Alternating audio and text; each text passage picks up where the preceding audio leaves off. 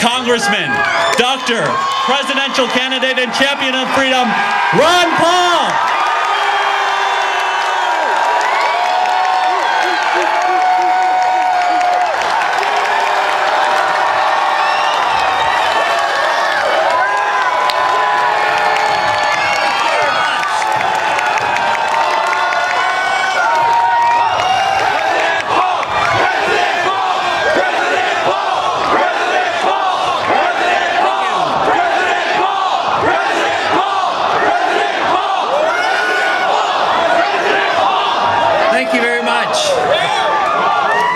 Casey, thank you for that nice introduction. Thank you for this very nice welcome. I'm delighted to be here today. In the home of free speech.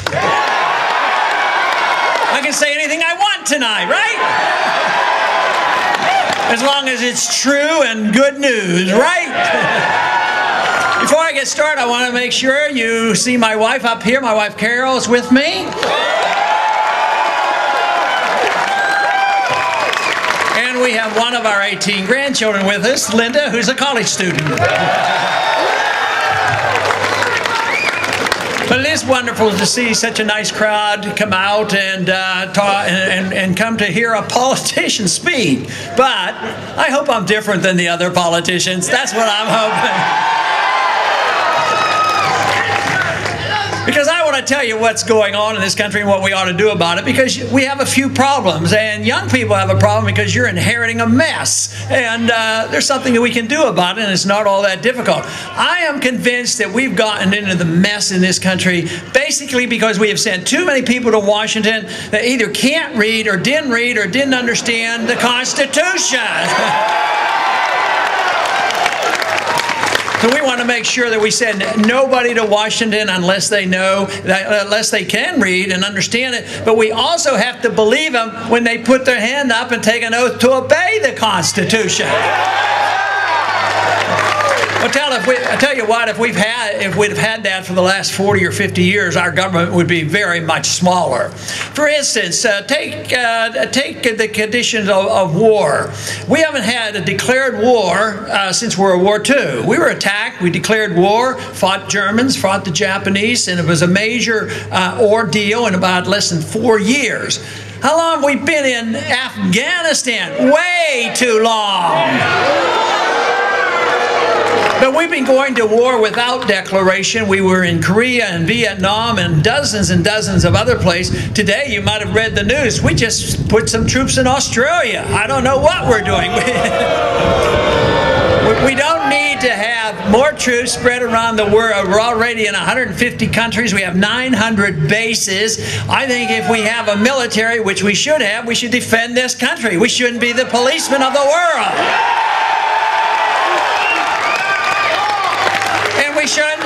And we shouldn't be involved in nation buildings. Other nations might not want to live like we do, and they have a right and a privilege and a moral authority to do what they want, even when they make mistakes, because we do not have the facilities, the moral authority, nor the constitutional authority to go around the world and tell other people what they must do and how to run their country.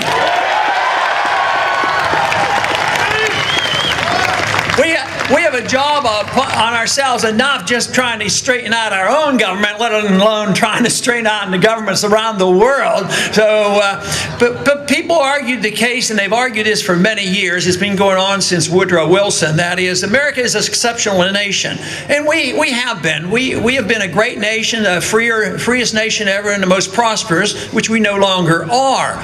But they said that we have exceptional values, and they're so exceptional and so wonderful that we have this obligation to spread our message around the world by force.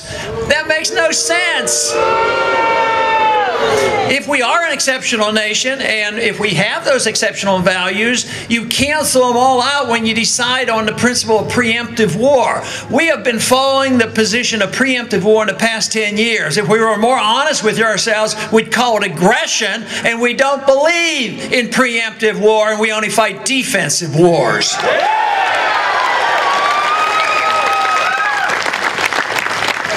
But these wars have been going on in the last 10 years. We have added $4 trillion to our national debt. And a lot of that is falling on your shoulders because this is a burden. We are in the midst of an economic crisis. It's a debt crisis. And guess what they've been doing for the last 5 years since they've recognized there's a crisis? They made the misdiagnosis. They didn't know it was a debt crisis. They thought they needed more spending, and they're running up the debt even faster, and they think that's going to solve the problem. It will not. We need to shrink the size of government. We need to give the money and the authorities and the power back to the people and let them spend their own money.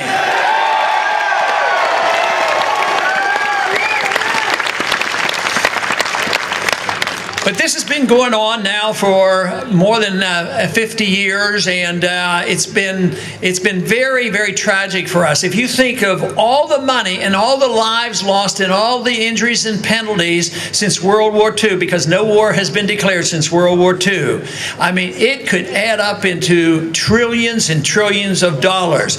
Just think how much richer this country would be if we just take this simple position that only fight defensive war and don't go to war unless the people see to it that it's declared and the Congress declares the war, not allow the presidents to go to war on their own.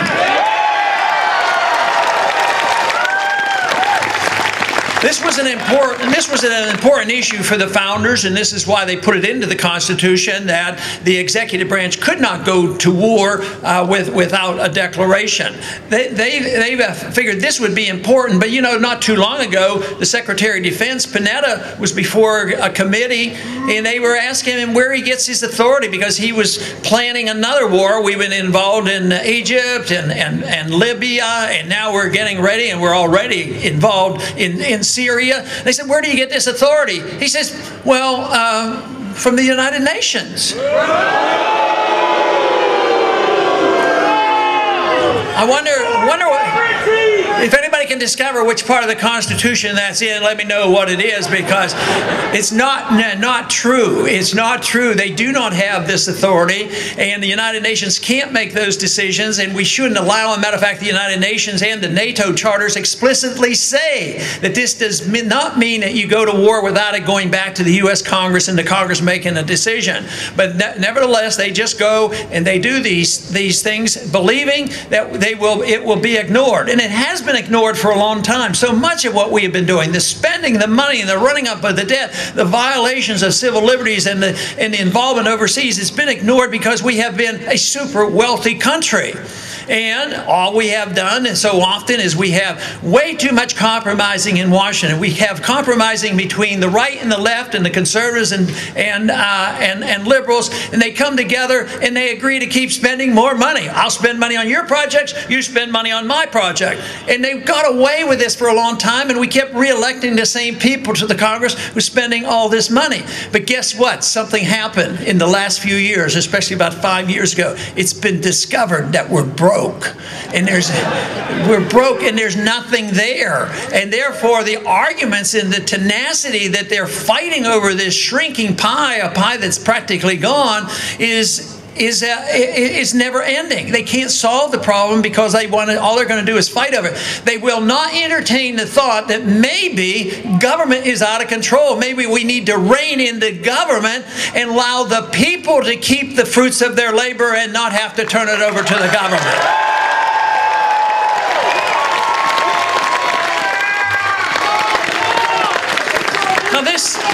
It's never been hard for me to come to that conclusion because I believe rights don't come from our government. Our rights come from us, either from a creator or in a natural way. So if we have our lives as a gift to us, and we have our liberties as a gift, why wouldn't it be natural to think that if it's our life and our own liberty, why shouldn't we be able to keep the fruits of our labor? Which means that if we weren't fighting all these wars and we didn't have the right-of-way entitlement system, guess what? We wouldn't have an income tax. We'd go back to the old days and repeal the 16th Amendment. And we didn't have, and obviously the founders did not give us the income tax. The income tax came in 1913, of course, along with another little system that they invented in 1913. And I know you have never heard of what I'm talking about. But they came up with this Federal Reserve System. What in thunder is that all about?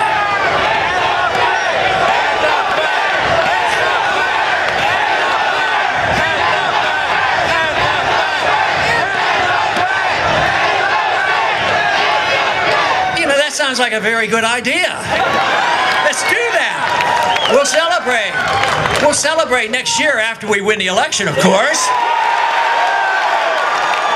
We're going to celebrate 100 years of the Federal Reserve System by repealing the Federal Reserve Act. But the very least that we have to do is get an audit of the Fed, find out what they're doing. You know, the Congress spends a lot of money. They're up into the trillions, but most of the time it's just meager hundreds of billions. But the Fed is involved in many, many trillions of dollars. They were involved with churning $15 trillion in the bailout. Of course, it was to help the people, you know, help the people that were losing their mortgages, because they had this incentive to always make sure everybody had a free house and qualified for a mortgage. Of course, during that time, who was making all the money? Fannie Mae and Freddie Mac and executives at big banks and Goldman Sachs. So when the crisis hit, you know, those who were going to get hurt, they came screaming to the Republicans and the Democrats, and they said, hey, there's going to be a depression, there's going to be a depression, come and bail us out, we're too big to fail. And guess what?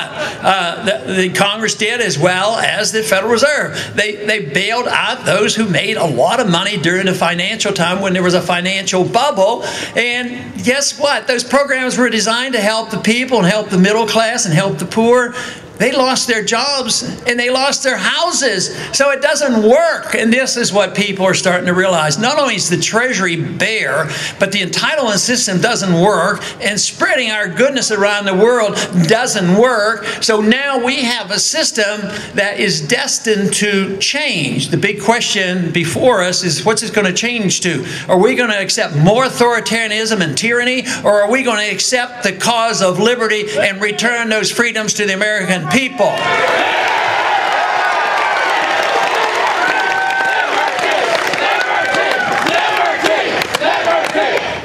And it is the cause of liberty that we must address, and understanding where our liberty comes from is so important. The wonderful thing about liberty and the understanding of freedom is it will bring us together.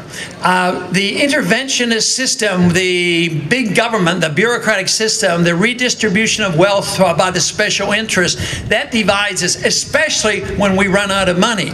But if you think about what freedom is all about, it isn't judgmental. It doesn't come along and say, well, we want our freedoms because we want to impose on people certain things. We want our freedoms to allow people to have their own life and their own lifestyles and their own private practices. That's their business. So everybody's going to have different desires on what they want from their personal freedom. So we don't have to decide how we're going to use it, as long as nobody is forced to accept other people's ideas. So therefore, we should come together because we endorse the concept of freedom and allow people to do what they want, as long as they don't hurt people, and allow people to pursue their endeavors. But these rules should apply to economic liberty as well. Some people will defend this, social liberty and civil libertarianism, but at the same time they think, well, but we can't allow that to happen in the free market, because in the free market somebody might get rich. Well, in the free market, if you get rich because you provided a great service for somebody and we as consumers bought the product and we weren't cheated, and the more we buy, the richer they get, that's not a problem. But what if they're rich because they get money from contracts from the government, and what if they get bailouts from the government? That's a different type of richness. So the freedom issue brings people together. Not only does it allow people to spend their money and run their lives as they so choose, it also means that you can't be coercive. You can't be coercive with your neighbors and your friends, and we shouldn't be coercive with our neighbors and friends around the world. It is the coercion, the force, the intimidation that say that we know what is best for everybody. But today, this is the way we operate. It's around the world. Domestically, we are telling people what to do with their their lives, what to do with their money, and we're telling everybody around the world what they ought to be doing. And this has not worked out well for it. It has contributed to our bankruptcy and contributed to the problems that we face and all the conflicts we have. And it's going to get a lot worse unless we establish the basic principles of what this country is all about. And it is our freedoms to live our life as we so choose and to spend our money as we so choose. People will argue with us and say, oh, that's not any good because you're not a humanitarian. You have to care about your fellow man. And if you don't endorse the welfare state and socialism and welfareism, you don't care about your fellow man. But just look at the failure. Socialism, communism, welfareism is on our doorstep failing right now, and the housing programs didn't work. So it isn't humanitarian. Maybe they have good instincts, maybe they have good ideas, and maybe they want to help people. But if you want to study history and find out where the largest middle class has ever been and the wealthiest middle class, it's been in the United States of America because it had maximum amount of freedom, and the freer we are, the freer our country is, the more prosperity there is.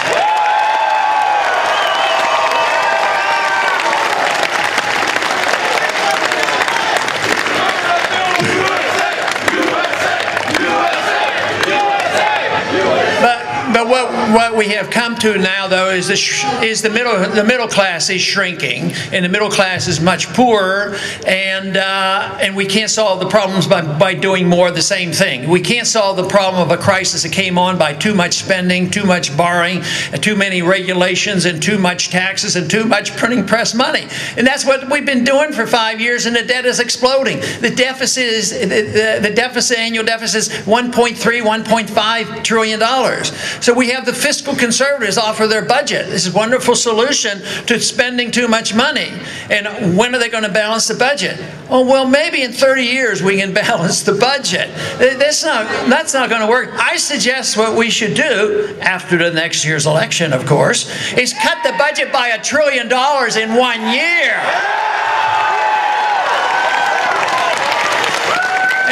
And we'll start by stopping the wars and bringing our troops home and have them spend their money here at home. That doesn't mean only the Middle East. That means from Korea and Japan and Germany. Why should we subsidize their defense? We need to bring them home. We're flat out broke, and we have to borrow the money to do this. So this system is coming to an end. It's good news that it's coming to an end. It's risky business because we don't know what the replacement will be. But from my viewpoint of having traveled around the country, going to numerous campuses and talking to young people, let me tell you, I'm encouraged. I love what you people are thinking about.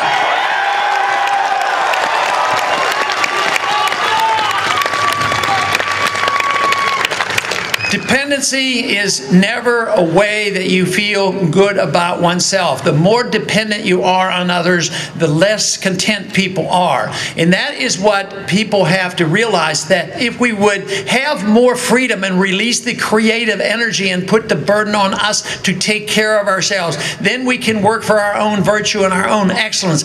This is what gives people personal satisfaction. It is not being taken care of by somebody else and eventually having that ripped away. We cannot depend on others to always provide. It's been wonderful to think about, you know, the Medicare system. Everybody should have good medical care, obviously, but is it going to be provided through the government? Just think, Medicare's broke. There's no money there, and the only way we can continue to even work our way out of this is we have to save a lot of money elsewhere. So my suggestion in cutting this $1 trillion is obviously to cut essentially everything from overseas and cut some departments that we don't need and try to tide people over that we have taught to be so dependent on child health care and Social Security.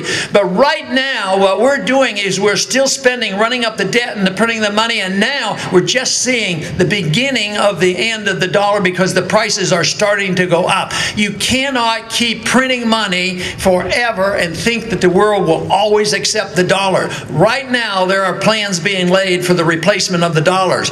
Other countries have suggested this should be done, and they have met their fate, because Saddam Hussein wanted to replace the dollar. And also in Libya, Gaddafi wanted to replace the dollar. Right now, Iran would like to replace the dollar, and they get into trouble for this. But we're the ones that will be in trouble, because economic law will dictate to us that they will not always accept our dollars just by printing them. Right now, there is way too much trust in the dollar. Therefore, what we have to do is restore the understanding and restore the principle of sound money, and that is the reason we don't need a Federal Reserve, and we need commodity money such as gold and silver, as the Constitution dictates.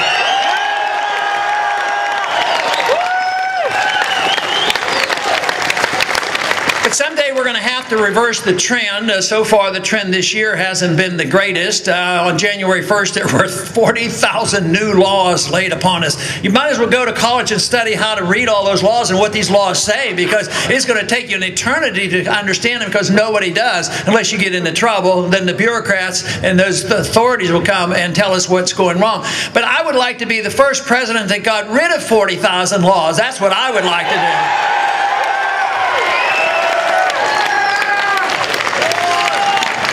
I would like to see the day where the Federal Register actually shrinks rather than it totally expands all the time, because it's just too difficult to keep that up. But I'd also like to restore the principles of a free society where, and it might not be important to everybody, but maybe a few people would care. I'd like to see the day when you actually have the freedom to drink raw milk if you want to.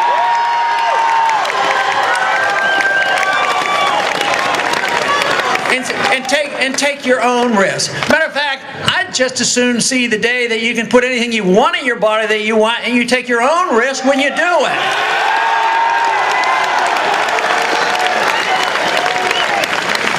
You know, there's an interesting issue dealing with medical marijuana. But it's a great issue for me to want to bring left and right together. You know, the people from the right, you know, use the word states' rights, and that's a bad word. That's politically incorrect. They say that's not nice to say, you know, states' rights, and it means something else. But just think about it. If you had states' rights in California, it wouldn't have the feds bugging you and coming in here and invading and telling you what you can do with your own body. And then of course the danger of drugs are obvious to me as a parent and grandparent and as a doctor, but I'm also very much aware of the fact that prescription drugs are deadly too, and there's probably more addiction to prescription drugs than there are to illegal drugs.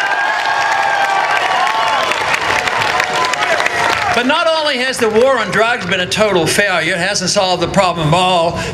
There is a drug problem. Obviously, to deny that would be not a wise thing to do. But to say that the drug war has helped, the drug war has become much more dangerous to us. It's undermined our liberties. It's undermined the whole principles of the Fourth Amendment and privacy rights. So the drug war has been much more dangerous than the drugs themselves.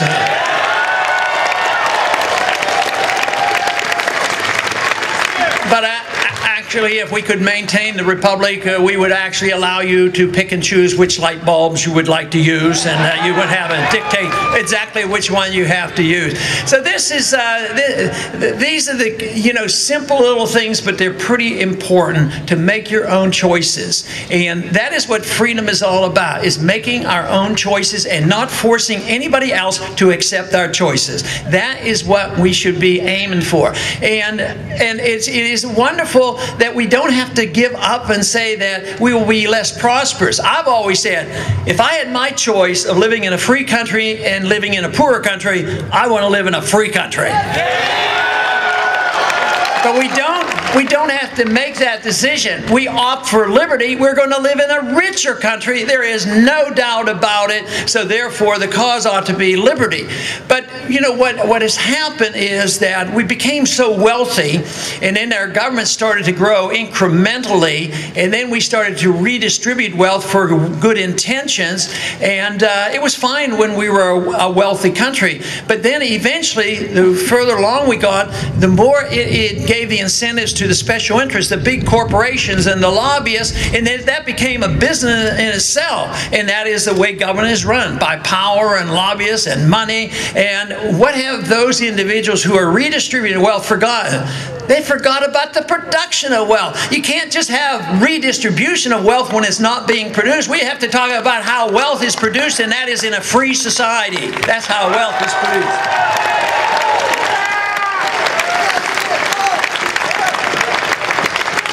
They say that the problem in Washington is not enough compromise. I say there's been way too much compromise.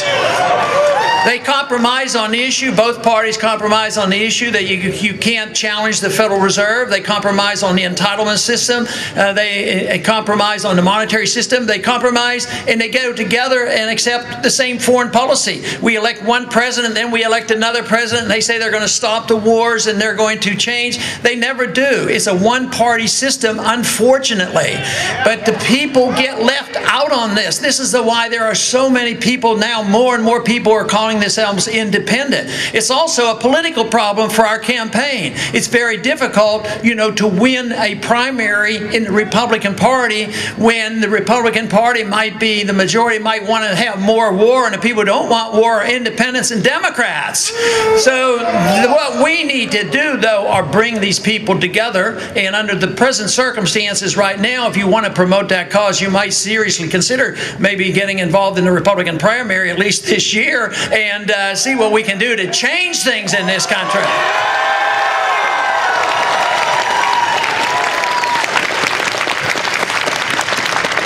But it isn't compromise that we want. You know, if you had compromise, how would you compromise, say, on going to war? You need a declaration of war, don't you? Oh, well, we'll let you go to war sometimes without a declaration. What is a compromise on monetary policy? Print the money slower instead of having sound money? I mean, how do you compromise on things like this? What about the new policy that the president has instituted? And that is, he's allowed to assassinate American citizens. I say there's no compromise on that. He's not allowed to assassinate anybody, and he shouldn't be allowed to do it. And he shouldn't be allowed to use the military to arrest suspects in this country and put them in prison without a trial. We need to look at the National Defense Authorization Act and remove that authority from the president. The Congress gave him that authority, and he doesn't need it, doesn't deserve it. And if we want to really reverse things and make sure that your privacy is protected, see, unfortunately what's been going on for so many years is that the government gets more secrecy and the people have less privacy.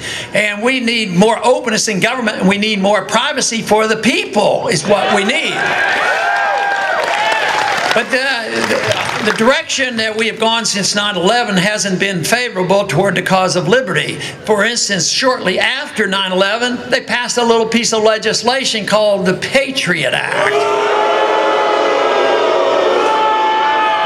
Maybe if they had called the Patriot Act repeal the Fourth Amendment Act, it might not have passed.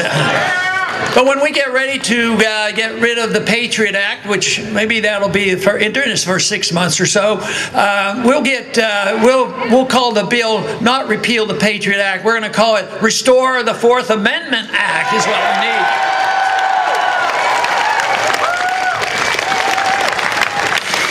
But what we need is coalition building, because right now we've inherited a system where freedom has been chopped into pieces. Some people defend civil liberties and some people defend economic liberty. But if you believe in individual liberty, it's all one and the same. We need to bring the factions back together and put the pieces back together. But we have to emphasize the fact that liberty is individual, but not by groups. I don't like hyphenated rights. We don't have rights because we belong to a group. Tragically, this came about because in our early history, some groups were punished, you know, because they belonged to a certain group. But we should never punish anybody because they belong to a group, but we should never give special benefits to anybody when they belong to a special group either. But today, I think the worst discrimination that we have in our country today has to do with the enforcement of our drug laws, because when you look at the number of poor minorities who happen to be in prison for life, using drugs that were nonviolent, and were nonviolent, it far outnumbers those who happen to be rich and of a different color. You know, it isn't. It is very unjust, and there is discrimination in those fields. But we should think of liberty as being individual. Everybody should be treated as the individual. Everybody should have equal justice before the law, and we should diminish and decrease the amount of emphasis about us belonging to certain groups, because I think that is distractive to the cause of liberty.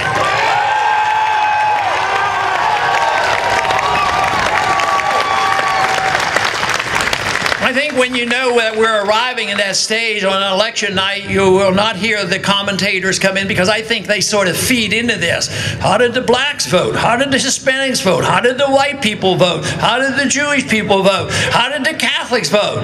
How did the individuals vote? That's what we want to know.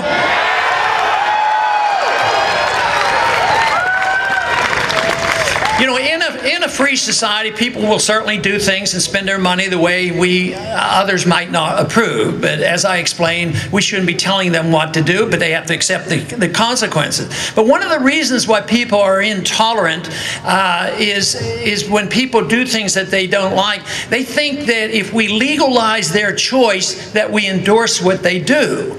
And that isn't the case. If we legalize, which it is pretty good in this country, we legalize the choice in religion, or if somebody doesn't want to have any religion. But we are tolerant of that, and we accept that. But as soon as it becomes with personal habits, we say, well, we legalize such and such activity, therefore we endorse it. But it isn't endorsement. It means, though, that as individuals in a free society, that we should become a lot more tolerant of other people and leave things alone. You know, we all know that ideas have consequences, and bad ideas have bad consequences. Good ideas have good consequences.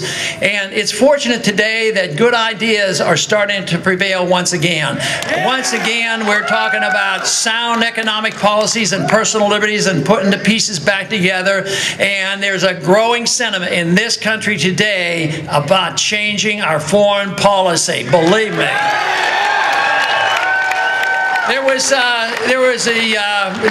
When the wars were started and when I was fighting to try to stop the wars, it was difficult. But now we're up to over 70% of the American people who say they're sick and tired of the wars and we ought to get home from the Middle East and out of Afghanistan.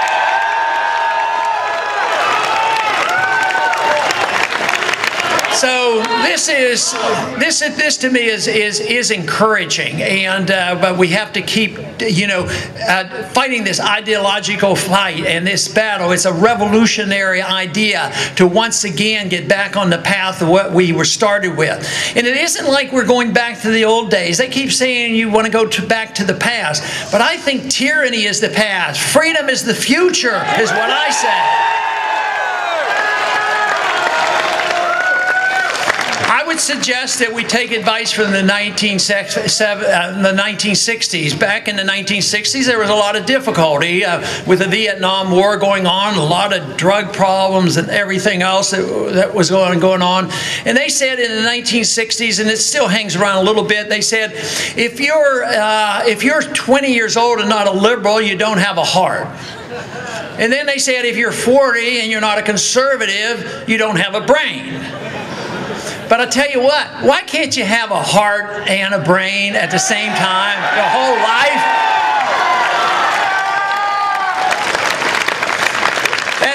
That is what we need, and that's what freedom is all about. It's far from a perfect society, but the imperfection of man means you don't want the government telling us what to do, because they don't know what we want to do with our lives, and they don't know what we want to do with our money. So when the government takes hold, they don't know what we want, and they make mistakes. When they do it, it affects all of us. But when we do it to ourselves, yes, there will be consequences, but you don't have a right to demand that your neighbor takes care of you because you've have made mistakes and made bad choices. And that's something that has to be assumed. If you don't do that, then you'll have to say, well, the collective has to take care of everybody. Everybody owns everything, and everybody's going to take care of us, but that won't work. Self-reliance is very important in a free society, and is a very productive incentive for people to take care of themselves, and this is where the wealth comes from. But there's every reason to expect that we can handle these problems. I think they're very, very serious. I think the financial crisis and the debt crisis is the biggest in all history. I've read a lot of economic history, but the debt bubble is huge, and it is based on the dollar. It's been around a long time, and it's more complex. We've been a more global economy than ever before, and so we have to deal with that. So we've had worse times in some ways, the Great Depression and world wars going on, but this is structural. This is structural for us with the understanding of freedom and the understanding of how serious our economic problems are. And this is the reason why we have to band together and fight for this cause. And I believe it's an idea whose time has come, and it cannot be stopped.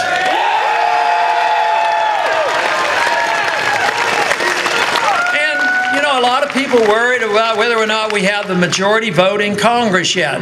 But you know, it isn't going to happen. It is an irate, tireless minority who's willing to start these brush fires of liberty in the minds of men that will change this world. And I believe that is what's happening today, that people are energized and they're enthusiastic about this, and these changes can come about. So there's many reasons for us to be optimistic, but not unconcerned. We should be concerned because other nations have gotten to this point and they went in the wrong direction and they ended up with more tyranny. But this idea that we're going back to the old days, freedom is a very young idea. Tyranny is the old idea. If they're talking about going backwards, they're going back to tyranny. That's big government telling people that they don't have individual rights, that they can arrest us by the army, put us in prison, no habeas corpus, assassinating our own citizens, fighting wars that are undeclared, the rule of law being ignored and the Constitution ignored. That is what is serious, and that is what we have to get hold of and change the direction of this country. But there's reason to believe that this momentum can continue and will continue. There's every reason that we should expect an improvement. I see it all the time. Now, when is it going to come back? Tomorrow, the next day, or whatever? People sometimes get annoyed now. No matter what happens, nothing ever changes. But it's people's attitudes that count. Just think about the bill, Stop Online Piracy Act. That horrible bill that we had. Just think the government wants to control our internet. What's going on here? But what happened? You woke up, you sent messages, there was a majority vote in the House and the Senate. They knew they had to vote. They were scheduled to be voted on. The people woke up and they told their members of Congress, and they withdrew the bill, so they will listen when they hear from you. And this is actually what happened when we got the audit on got the House at least to endorse auditing the Federal Reserve. People like you called your congressman. It wasn't because I had political clout in Washington. I can twist arms and I had power, but the power of the people and the power of ideas made these changes. But we need to know that things can be changed if the people's minds change. This is most important. The government we get, any government, is really a reflection of what the people will put up with. And right now, though, I sense the people are getting tired of putting up with what we have. Too many wars, too many attacks on our liberties, too much debt, too much mischief, too much benefits for the special interests, and too many bailouts. So this is a grand time for us to pick up and do the changes that are necessary. For this reason, I believe that very soon we're going to see that this momentum will pick up, and that we will be able to, and we will see the restoration of freedom and prosperity and peace in this country once again. Thank you very much.